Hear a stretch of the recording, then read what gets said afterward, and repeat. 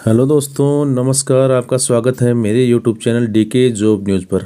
अगर आप मेरे चैनल पर पहली बार विजिट कर रहे हैं तो मेरे चैनल को सब्सक्राइब और बेल आइकन को ऑल सेट करें, जिससे कि आपके पास नई नई वैकेंसियों की नोटिफिकेशन और जानकारियाँ प्राप्त हो सके।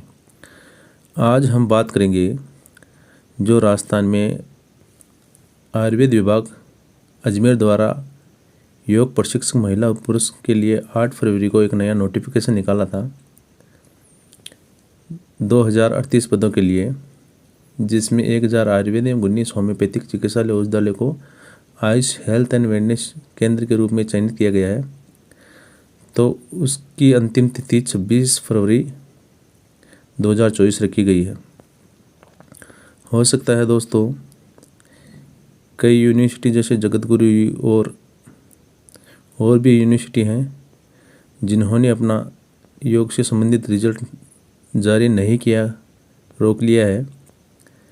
तो ऐसे में जो कैंडिडेट योग से डिप्लोमा डिग्री कर रहे हैं तो उन्होंने कॉलेज से गुहार लगाई है कि जल्द से जल्द आप इस वैकेंसी से पहले अपने हमारे डिग्री डिप्लोमा सर्टिफिकेट रिजल्ट है वो जारी करें, जिससे कि हम इस वैकेंसी में भाग ले सकें, आवेदन कर सकें। तो अभी तक 2-4 कॉलेज ऐसे हैं जिन्होंने अपना रिजल्ट नहीं डाला है। और दूसरी बात यह सुनने में आ रही है कि जो कैंडिडेट इस वैकेंसी में फॉर्म लगाना चाहते हैं उनका डिप्लोमा सर्टिफिकेट डिग्री नहीं आई है, तो उन्होंने राजस्थान सरकार से भी गुहार लगाई है कि या तो इस वैकेंसी की जो अंतिम तिथि है 26 फरवरी उसको 10 दिन के लिए बढ़ाया जाए, या फिर जो ये संबंधित यूनिवर्सिटियाँ हैं वो अपना रिजल्ट 26 तारीख से पहले जारी करें, जिससे कि हम इस वैकेंसी में भाग ले सकें। तो सुनने में तो ये आ रहा है, हो सकता है अभी कन्फर्म नहीं है, शायद इसकी अंतिम तिथि बढ़ जाए, और नहीं बढ़े तो निश्चिंत रहे आपका रिजल्ट इससे पहले जारी कर दिया जाएगा। तो मेरे चैनल को सब्सक्राइब करें, शेयर करें, लाइक करें। आपका प्यार यूं ही बनाए रखें। इस वैकेंसी से संबंधित एक नया वीडियो मैं जल्दी डालूँगा,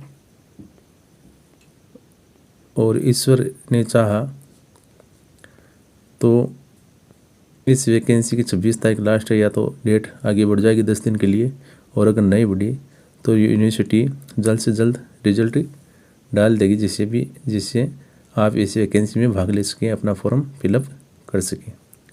तो मेरे चैनल को सब्सक्राइब करें और यूं ही अपना प्यार बनाए रखें। धन्यवाद।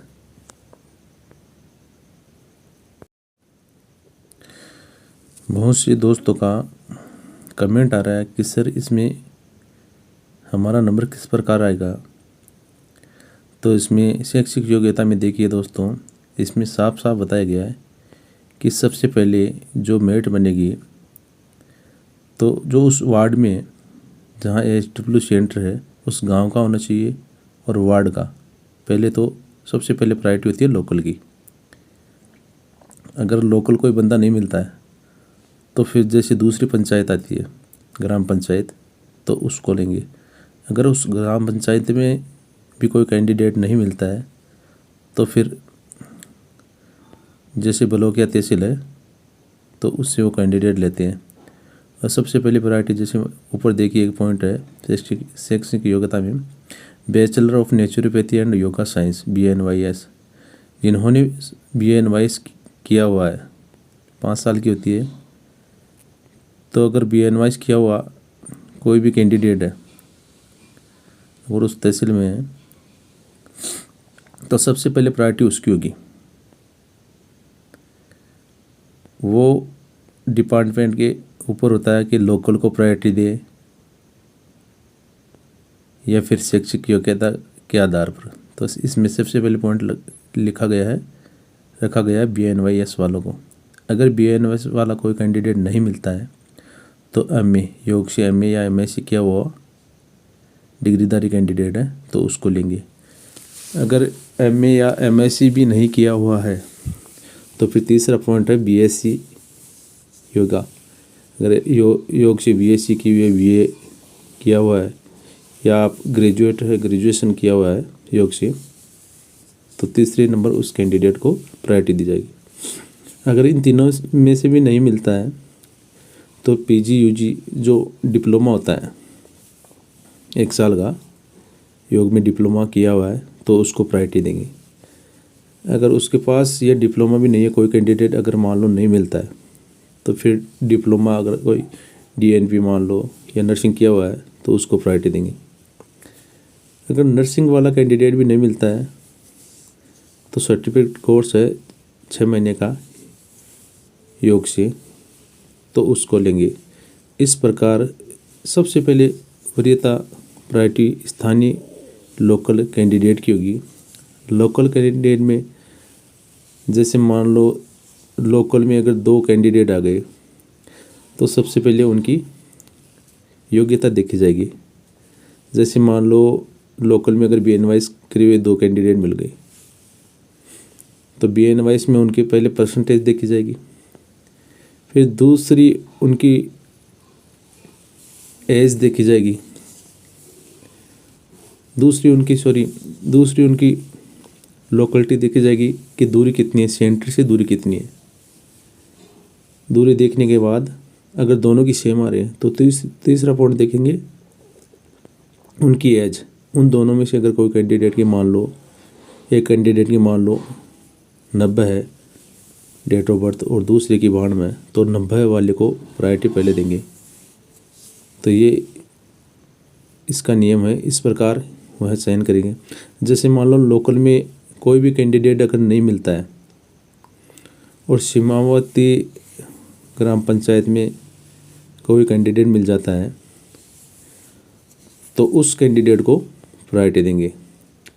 अगर मान लो बीएन वाइस या एमए एमएससी कैंडिडेट कोई मिलते हैं 2, तो फिर वही तरीका है, परसेंटेज देखेंगे, फिर उसकी लोकेलिटी देखेंगे और फिर लास्ट में उसकी एज देखेंगे।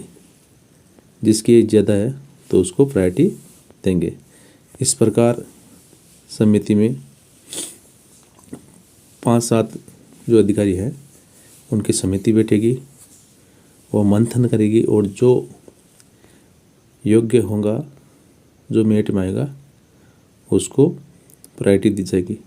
तो आप निश्चिंत रहे। आपके द्वारा जो पूछे गए सवाल है तो उनका आपको जवाब मिल गया होगा। और आगे मैं इस वैकेंसी के बारे में बता दूंगा। 26 तारीख के बाद में या तो इसकी डेट बढ़ाई जाती है, और अगर नहीं बढ़ाती तो मैं बता दूंगा कि आपकी चयन समिति कब आपके डॉक्यूमेंट चेक करेगी, कब इनको एकत्रित करके मेरिट बनाएगी, इन डॉक्यूमेंट्सों की जांच करेगी, और कब चयनित कैंडिडेट की जो लिस्ट है वो डालेंगी या चस्पा की जाएगी। तो निश्चिंत रहें, जो आपके सवाल है उनका सभी का जवाब दिया जाएगा। इसमें देखिए दोस्तों, इसमें बताया गया स्तरीय चयन समिति के समक्ष प्रस्तुत करना अतिरिक्त जिला मजिस्ट्रेट।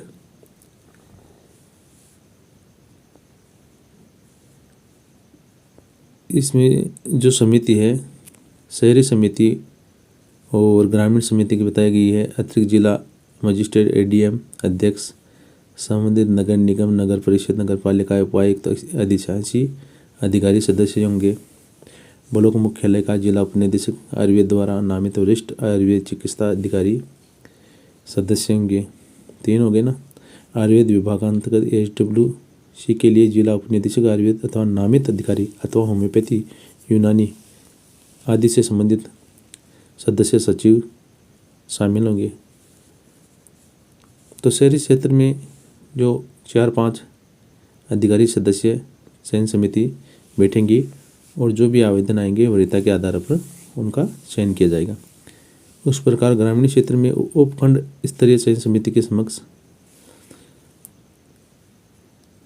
उपखंड अधिकारी की अध्यक्षता में एक समिति का गठन होगा। उसमें मेन अध्यक्ष रहेंगे उपखंड अधिकारी, फिर सदस्य रहेंगे खंड विकास अधिकारी, फिर ब्लॉक शिक्षा अधिकारी, मुख्य ब्लॉक शिक्षा अधिकारी, फिर ब्लॉक मुख्य चिकित्सा एवं स्वास्थ्य अधिकारी, ब्लॉक का वरिष्ठ आयुर्वेद चिकित्सा अथवा उपनिदेशक द्वारा नामित चिकित्सा अधिकारी और निदेशक संबंधित जिला आयुर्वेद अथवा नामित अधिकारी जो भी विभाग है उनका सदस्य सचिव। यह बैठ कर जो भी आवेदन आएंगे तो उनमें जो प्रायोरिटी होगी तो उनको वरीयता देंगे। एकदम साफ सुथरा काम होगा, तो आप निश्चिंत रहें कि कोई फर्जीवाड़ा नहीं होगा और बढ़िया जो कैंडिडेट है जिसके अच्छे परसेंटेज है, लोकल का है या मान लो बाहर का है, जिसके भी बढ़िया शैक्षिक योग्यता में अच्छे परसेंटेज है, जिसने BNYS किया हुआ है, योग्यता के आधार पर MA किया है या UG PG डिप्लोमा किया है, सर्टिफिकेट कोर्स है, तो उसके हिसाब से वरीयता के हिसाब से उसका चयन होगा। तो आप निश्चिंत रहें। अगर आपके परसेंटेज ठीक है और रही किस्मत की बात, अगर कोई कैंडिडेट अभ्यर्थी नहीं मिलता है तो आपका भी नंबर आ सकता है। तो निश्चिंत रहें। आप 26 तारीख से पहले इसका फॉर्म ज़रूर फिलअप करें, लेट ना हो जाए और फॉर्म भरने में सावधानी पूरी रखें। अगर आपने डेट या साइन सिग्नेचर फ़ोटो अच्छी तरह से साफ़ सुथरी तरीके से आपने फॉर्म फिलअप नहीं किया है तो हो सकता है आपका फॉर्म रिजेक्ट हो जाए। तो ध्यानपूर्वक अपने क्षेत्र में जो पोस्ट आई हुई हैं तो उसको ध्यानपूर्वक तहसील, ग्राम पंचायत, ब्लॉक इस प्रकार सही ढंग से लिखकर फॉर्म को भरें और संबंधित कार्यालय में रजिस्टर्ड डाक स्पीड पोस्ट या व्यक्तिगत रूप से जाकर जमा करवाएं। निश्चिंत रहे, भगवान ने चाहा और आपकी किस्मत में है तो आपका नंबर इस वैकेंसी में ज़रूर आएगा। आप अपना प्यार यूं ही बनाए रखें, मेरे चैनल को सब्सक्राइब करें, सपोर्ट दें और अगर कोई आपके सवाल हों तो कमेंट ज़रूर करें। जय हिंद, धन्यवाद।